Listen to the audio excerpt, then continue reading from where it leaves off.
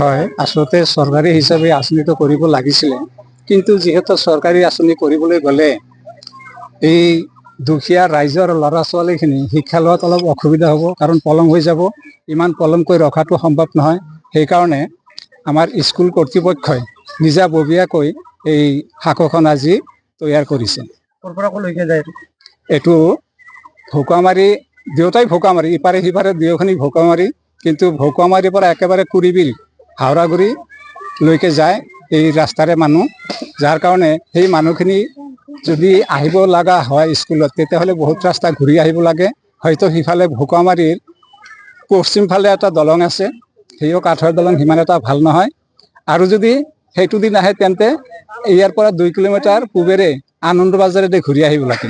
কিমান টকা খৰচ হ'ল এইটো বহুখিনি নাজানো। এইটোৰ পৰা আমি এইখিনিয়ে বুজি পাওঁ যে হয়, এইটো শাকৰ দ্বাৰা ছাত্ৰ ছাত্ৰীৰ উপকাৰ হ'ব। আৰু মোটামুটি এটা এমাউণ্ট অনুমানিক হিচাপে 1 লাখৰ ওপৰত গৈছে। এইটো আলোচনা কৰিছোঁ ইতিমধ্যে। আমাৰ যিজন আমাৰ BTCৰ EM বেগম আখতাৰা আহমেদ বাইদেউ আছে, তাইৰ লগত অলপ আলোচনা হৈছে। তাই খাদ্যতে আমাক আশা দি থৈছে যে হয়, আপোনালোকে বৰ্তমান নিজাববীয়াকৈ শাকো এটা বনাই চলাই থাকক, পাছলৈ মই স্কিম দিয়াৰ ব্যৱস্থা কৰিম। একচুৱেলি এই যিখিনি আমাৰ এই লং টাইমৰ আমাৰ অসুবিধা আছিলে, ডিমাণ্ড আছিলে, ছাত্ৰ ছাত্ৰীসকলে টাইমত স্কুলত যাব নোৱাৰে, ইতিমধ্যে কৈছিলে। গতিকে আমি যিমানখিনি ইয়াতে ওচৰৰ পাজৰৰ যিমানখিনি বুদ্ধিজীৱীসকলে আছোঁ বা আমাৰ যুৱ চাম আছে, একেলগে বহি আমি আলোচনা কৰিছিলোঁ যে এই সমস্যাটো কেনেকৈ সমাধান কৰিব পৰা যায়।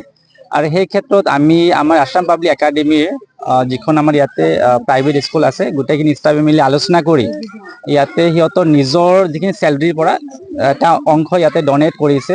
আৰু নিজৰ চেলাৰীৰ পৰা ক'ব গ'লে আমাৰ যিমানখিনি ষ্টাফ আছে সেইখিনি কৰি নিয়াৰলি 1 লাখ টকা এটা কালেকশ্যন কৰি আমি বাঁহৰ সাঁকোটো কমপ্লিট কৰিলোঁ। ভৱিষ্যতে যাতে এই সাঁকোৱেদি যিমানখিনি ছাত্ৰ ছাত্ৰী টাইমলি অহা যোৱা কৰিব লাগে, পঢ়া শুনা কৰিব লাগে, সেইটোৰ কাৰণে যাতে সহায় হয়। আৰু এই লগতে আমাৰ ওচৰ পাজৰ যিখিনি যুৱ চাম আছে, উত্তৰ ভোগামাৰীৰ ধৰি লওক য়ং জেনেৰেশ্যন আছে, ক্লাব আছে, সিহঁতে যথেষ্টখিনি আমাক সহায় কৰিছে, সহযোগিতা কৰিছে।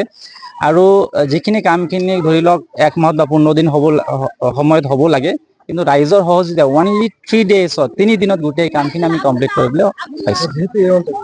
অবভিয়াছলি আমি যদি চৰকাৰৰ ফালে ধ্যান দিওঁ বা আমি বিচাৰোঁ, তেনেহ'লে কেতিয়া হ'ব, কোন সময়ত হ'ব আমি ক'ব নোৱাৰি। গতিকে এই লং টাইম বা 2 বছৰ 3 বছৰ আমি ৱেইট কৰিব নোৱাৰোঁ, কাৰণ আমাৰ বাচ্ছাৰ পঢ়া শুনা যথেষ্ট ক্ষতি কৰি আছে। আমি আশা কৰিম পিছলৈ যাতে চৰকাৰে এইখিনি বিষয়ে যথেষ্টভাৱে গুৰুত্ব দিয়ে। আৰু আমি আশা কৰিম ৰাইজৰ যিখিনি লং টাৰ্মৰ সমস্যা, ইয়াতে এটা দলং, সেইখিনি দলংখিনি চৰকাৰে জৰিমনা কৰি দিয়ে। এই শাকোখনৰ পৰা ছাত্ৰ ছাত্ৰীয়ে নহয়, এইটো যদি কৃষি প্ৰধান এটা অঞ্চল, খেতিয়কসকলৰ নিশ্চয়কৈ লাভ হ'ব। অবভিয়াছলি, কাৰণ ইয়াতে মাত্ৰ ছাত্ৰ ছাত্ৰী অহা যোৱা কৰিব তেনেকুৱা নহয়। টাইমলি কিছুমান অসুবিধা হয়। আমাৰ যিখিনি বেমাৰী থাকে, সিহঁতে যেতিয়া বেমাৰত ভোগে বা ডক্টৰৰ ওচৰত যাব লাগে, বহুত জাগা ঘূৰি যাব লগা হয়। এই সাঁকোৰ জৰিয়তে সিহঁতে যদি বিচাৰে যে যিটো ৰাস্তা আপোনাৰ 1 ঘণ্টাত বা আধা ঘণ্টাত ঘূৰি যাব লাগে, 1 মিনিটত এই সাঁকোৰ জৰিয়তে সিহঁতে মেডিকেলত যোৱাৰ সুবিধা পাব। যিকোনো খবৰৰ বাবে যোগাযোগ কৰক আমাৰ এই নম্বৰত 9181 307 221।